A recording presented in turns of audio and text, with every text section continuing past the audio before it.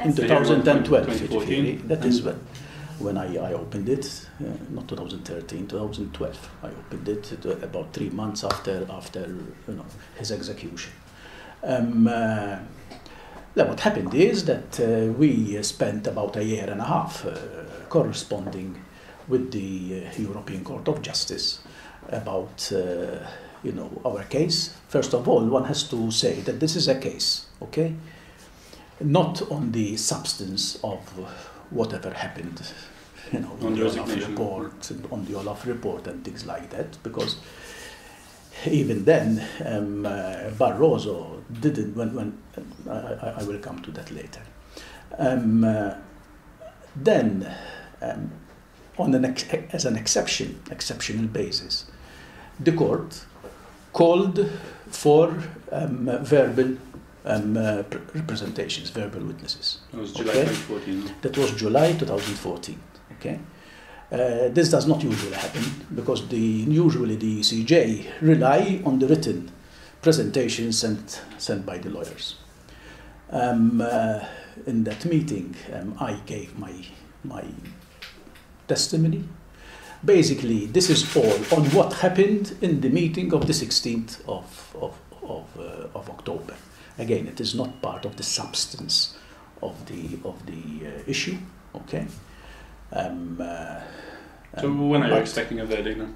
I believe that by the middle of this month I should have a verdict. By the middle of this year, by the end of June, there should be a verdict on this, which would mean whether I will get paid or not from the Commission for the period where I was not allowed to function as a commissioner. Okay. But that's one thing. Yes, then the other elements of liability, which is suing the Commission for damages, moral damages, which are substantial, for breach of human rights. That these are things I'm now again discussing with my lawyers to start instituting these procedures against the Commission.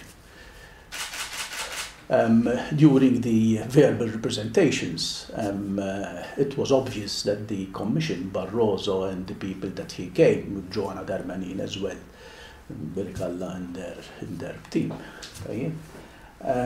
They came very much coordinated and prepared by their own legal services, which is again against the rules basically.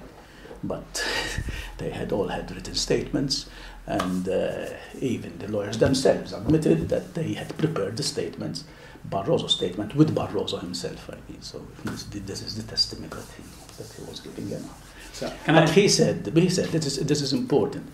In his statements in the court, he didn't go into the issue of Zammit. You said yourself it was always about the resignation. It was about the resignation, and he simply said that he decided for my resignation based on 2 meetings I had with lobbyists. But we can go into that later. So last Sunday you issued a statement saying Kessler shown as a manipulator. If anything, wasn't it Silvio Zammit that was manipulating the whole situation and calling for bribes and name dropping? Listen, Silvio Zammit did what he's or is alleged to have done, what he's reported here to have done. The question is the manipulation of the whole situation. The fact that when one reads Olaf's report, when one reads all the statements made after that, even by Swedish Match themselves, when one compares whatever it happens, and I went into fine detail of whatever happened, one actually sees that the real manipulators were Swedish Match. But Silvio Zammit was the spark over there. He lit this whole situation. Listen, the real manipulators were Swedish Match. Swedish Match created the plot. Swedish Match planned the plot. In conjunction with Silvio Zammit? No, hello.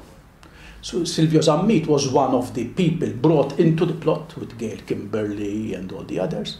Unwittingly, unwittingly brought into the plot? I wasn't with them, yes, unwittingly. What I know is, again, that comes up from here, that it was Swedish Match who contacted Zammit and took him out to lunch.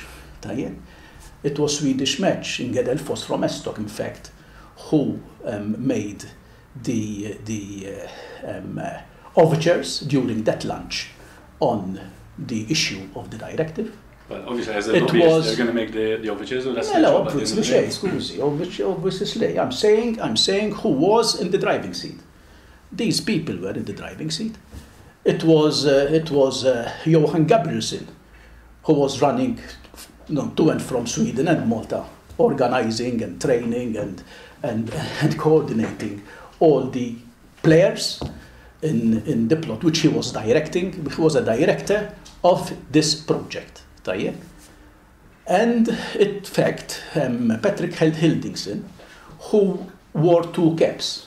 One cap was as a vice chairman of Swedish Match, and the other cap was as a president of Estok. Okay? And he had two people reporting to him, Johan Gabrielsen and Inge Delfos. So at one point, he tells Johan Gabrielsen, don't have anything to do with Zammit. And if it had stopped there, it would have stopped there, full stop. Okay, in fact. But then he said this, when one sees the dates. The day after, he was informed by his other dependent from Estok that she was in contact with Zammit. Therefore, Estok goes into contact with Zammit. We have to still say how, who instigated this, etc. The day after, Hildingsen, her boss, tells his dependent in Swedish Match, don't have anything to do with Zammit. A couple of weeks later, this same Hildingsen is reported by Swedish Match themselves. I'm quoting these things in public domain. If you could easily have access to them.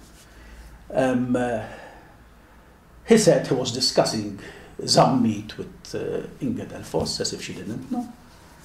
And he told her, be careful of Zammit.